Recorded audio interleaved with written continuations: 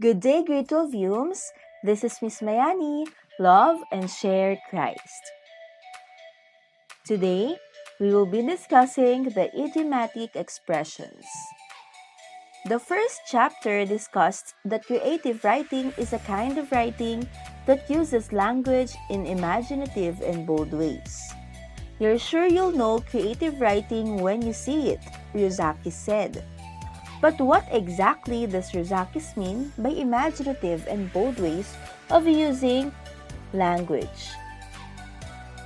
How do we know that a writing is creative when we see it? The answer is, it is in the writer's use of literary devices or techniques, which include the following: idiomatic expressions, figures of speech, allusions, and diction.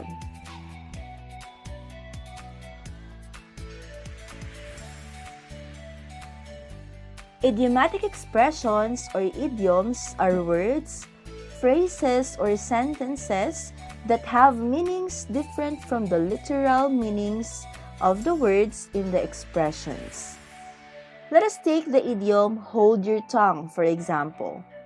When you are told, you must hold your tongue during the meeting, the speaker does not actually mean that you should stick your fingers in your mouth and grab a hold of your tongue. The speaker means that you should not talk. People hold their tongues when they are in situations where they want to talk, but it would be better if they didn't. So, while their tongue is ready to do some talking, they hold it and don't say anything. Every language has idioms, and they can be difficult to learn if you are not a native speaker of that language, as in the case of Filipinos like us and the English language. Therefore, the best thing to do is to be sensitive as to how the native speakers use their idioms in conversations and in their writing. Since idioms are influenced by the culture, learning the idioms of a language can be very interesting and enlightening. Here are some idiomatic expressions in English used in sentences and their respective meanings. Tickled pink. Anne was tickled pink by the good news that her husband will be vacationing from work abroad. Tickled pink means made very happy.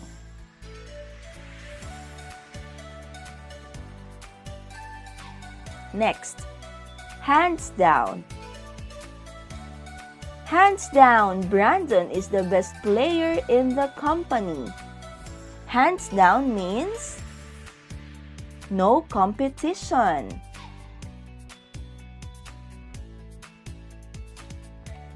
Next, down in the dumps. Carisha has been feeling pretty down in the dumps since she quarreled with her boyfriend. Down in the dumps means sad or depressed.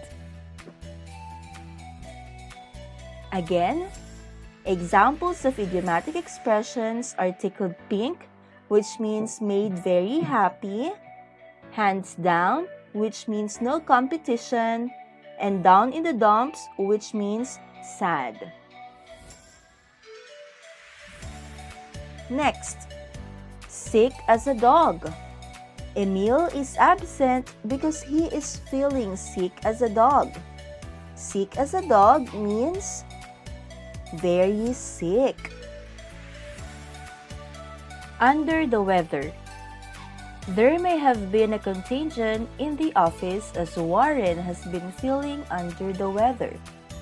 Under the weather means not well. Next, rise and shine. Every morning, my mother greets me with the rise and shine. It simply means wake up and be happy. Again, here are another examples of idiomatic expressions. Sick as a dog, which means very sick. Under the weather, which means not well. Rise and shine, which means wake up and be happy. We also have close but no cigar.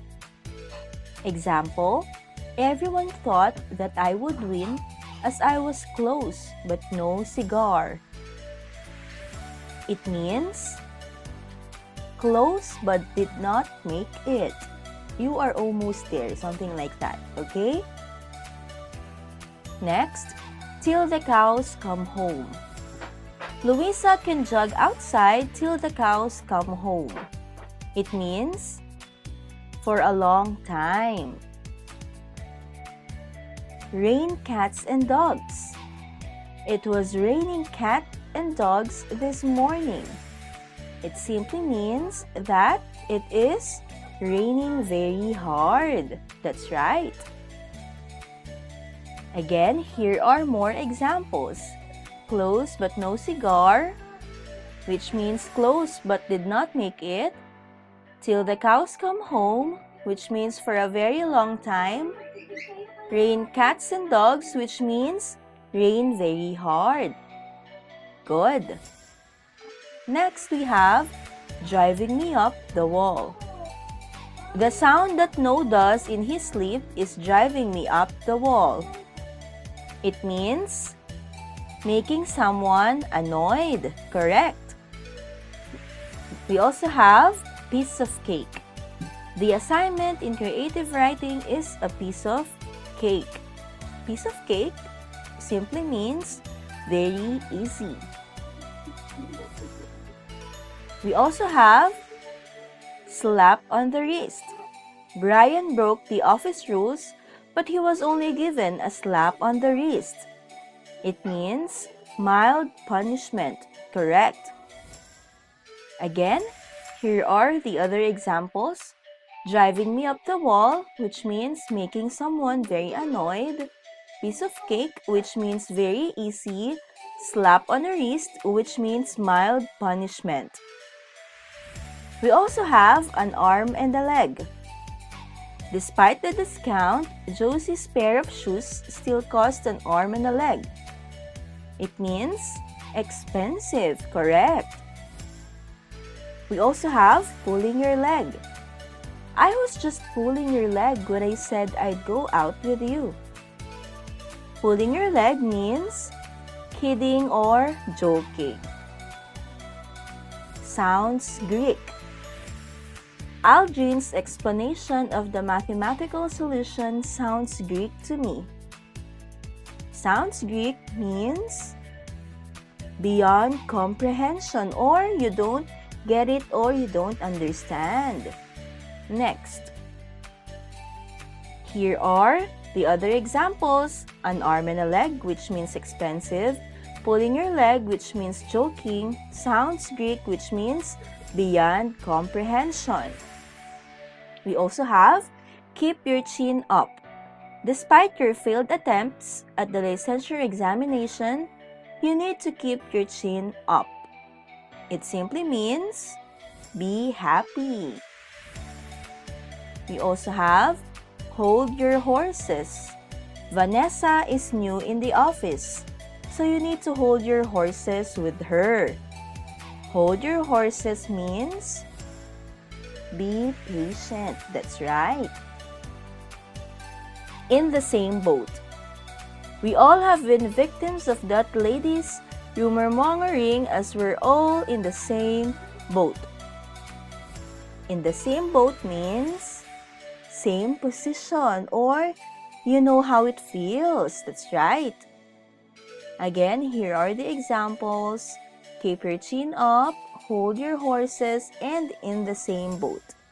Keep your chin up means be happy. Hold your horses means be patient.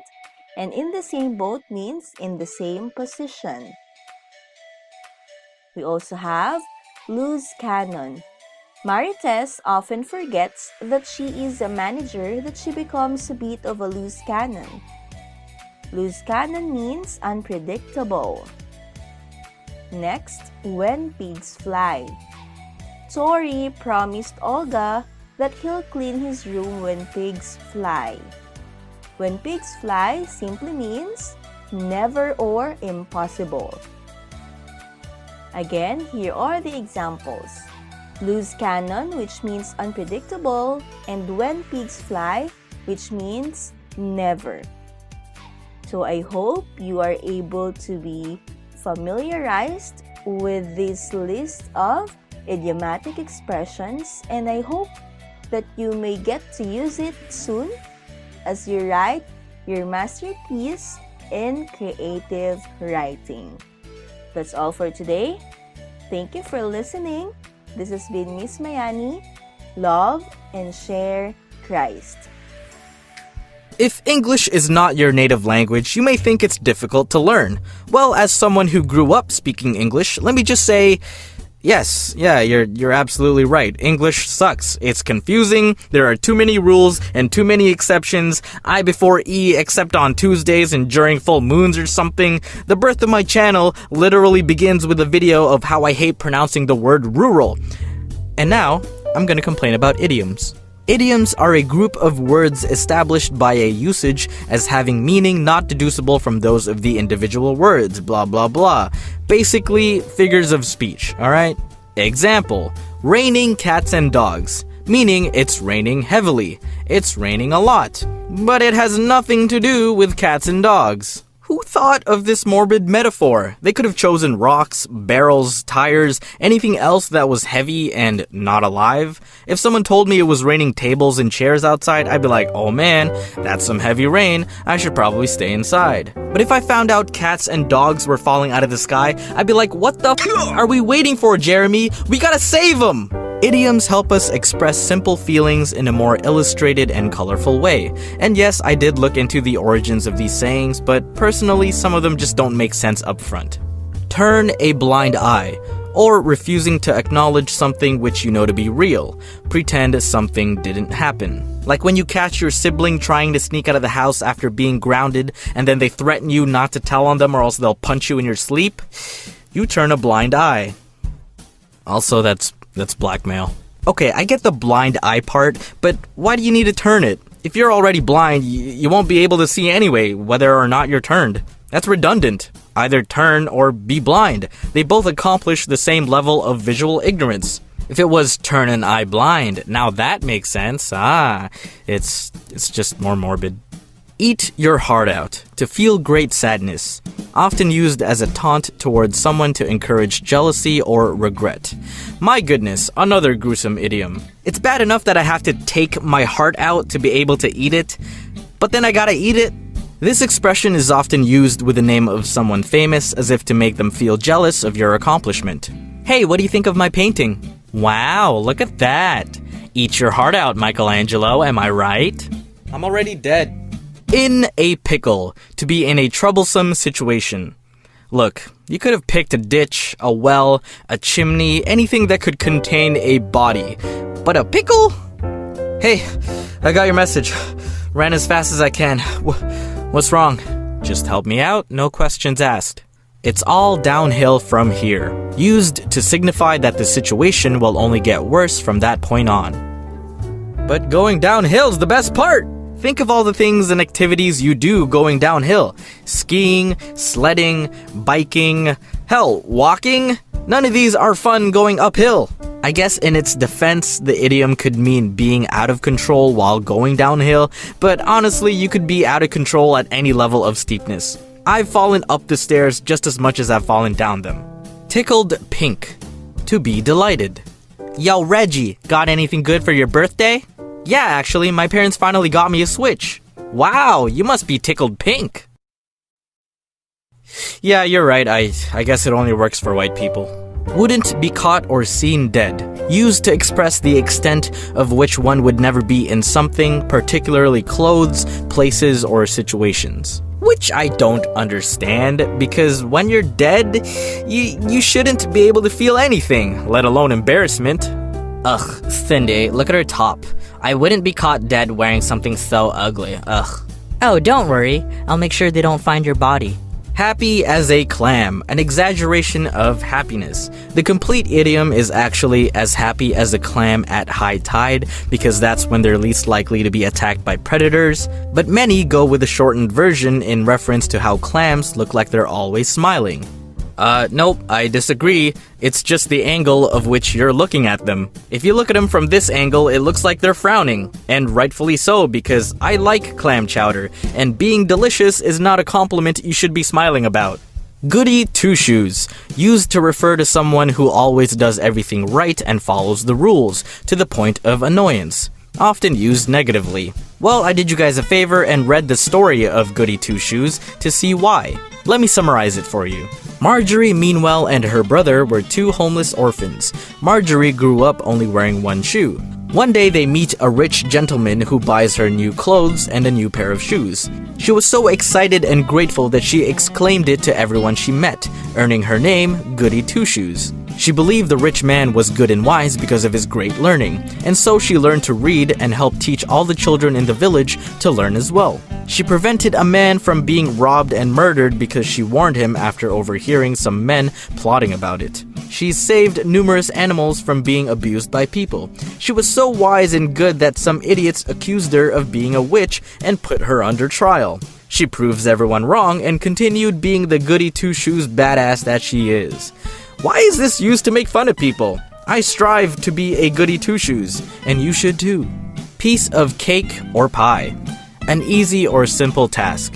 There's nothing simple about a cake. There's so many different ways to make a cake. I guess if you don't care how it tastes, baking a cake or pie can be simple. But if the quality doesn't matter, then you could easily just use any other food as the idiom. Wow, that cake looks amazing! Did you really make that? Yeah, it was a piece of steak. What? Eat your heart out, Duff Goldman. Is that a famous chef or baker? That's a no-brainer. Okay, man, I just wanted to know if you made it. And Bob's your uncle. Okay, weirdo.